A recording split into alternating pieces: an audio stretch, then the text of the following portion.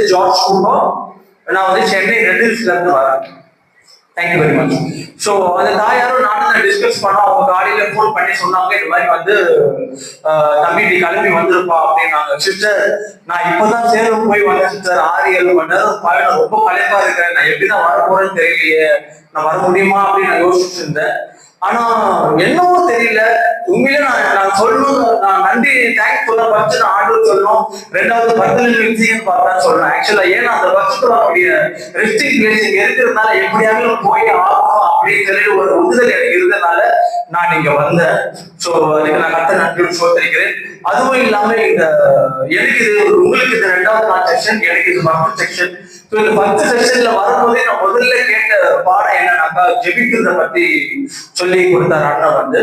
So ஜெபிக்கிறதுல வந்து நீங்க தெளிந்த புத்தியிலவர்களா இருந்து ஜாக்கிரதையா இருங்க அப்படின்னு சொல்லுவேன். நான் ஏற்கனவே நான் என்னுடைய மாமா 31 டிசம்பர் வந்து நான் எல்லாரையும் என்னோட ஃபேமிலியை நான் ஏந்துட்டேன். ஸோ நான் ஜெபிச்சு நான் ரொம்பவே சோர்ந்து ஆண்டு நம்ம ஜெபத்தை கேட்கிறாரா இல்லையா நமக்கு தெரியலையே, ஜெபத்துக்கு உடனே பதில் வரலையே, நமக்கு இன்னும் ஒரு சரியான ஒரு சூழ்நிலை அமையலையே, நம்ம ஜெபிச்சு நம்ம ஜெபனா மேல போதா இல்லை நமக்கிட்ட திருப்பி மடியில வருதா இருந்து ஒரு பெரிய ஒரு கேள்விக்குறியோட ஒரு ஏக்கத்தோட தான் ஆக்சுவலி நான் ரொம்ப கவலைப்பட்டேன். ஆனாலும் இந்த ரிட்ரீட் சென்டர்ல ஜெபிக்கும்படி கடவுள் என்ன மறுபடியுமா உந்துதல் படுத்துறதுன்றத வந்து நான் இங்க கேட்கும் போது உண்மையிலே நான் வந்து கர்த்தரை நன்றி சொல்லணும். ஆனா கர்த்தர் வந்து ஜெபிக்கும்படியாக ஒரு பெரிய ஏவுதல் கொடுக்கிறாரு நான் நன்றி சொல்றேன். ரெண்டாவது ஆஃப்டர் செக்ஷன், அதாவது ப்ரீ பிரேக் செக்ஷனுக்கு அப்புறம் எப்படி இவாலுவேஷன் பண்ணணும் என்பதான ஒரு நல்ல அருமையான பாடத்தை அண்ணன் எடுத்திருக்காரு.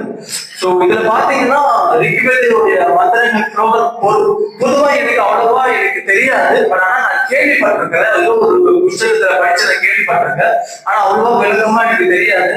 அந்த விளக்கத்தை வந்து நல்ல அருமையான முதல் முறையில இது எடுத்து சொல்லி புரிய வைக்கும் போது எனக்கு நல்ல ஒரு பிரகாசமான ஒரு இப்படிதான் ஒரு இந்து சகோதர சகோதரியோடு நம்ம வந்து ஆண்ட வார்த்தைகளை பகிர்ந்து கொள்ளணும்ன்ற ஒரு ஆர்வம் எனக்கு வருது.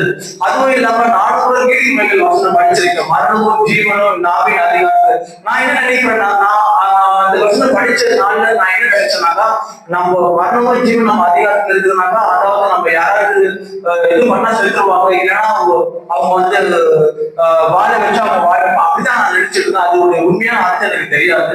ஆனா மரணமும் ஜீவனும் வந்து சாபமும் ஆசீர்வாதமும் அங்க இருக்குது என்பதை வந்து ஒரு அருமையான பாயிண்ட் அது எடுத்து வச்சாங்க.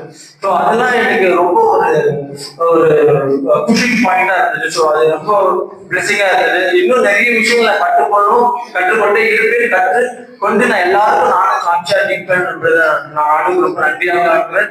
இந்த கேம்புக்காக உயர்த்த ஜெபித்த பாடுபட்ட ஒவ்வொருவருக்காகவும் கலந்து கொண்ட ஒவ்வொரு சகோதர சகோதரிகளையும் கிறிஸ்டியன் நாமத்தில் நன்றி சொல்லி விடை கருத்து மகிழ்ச்சி.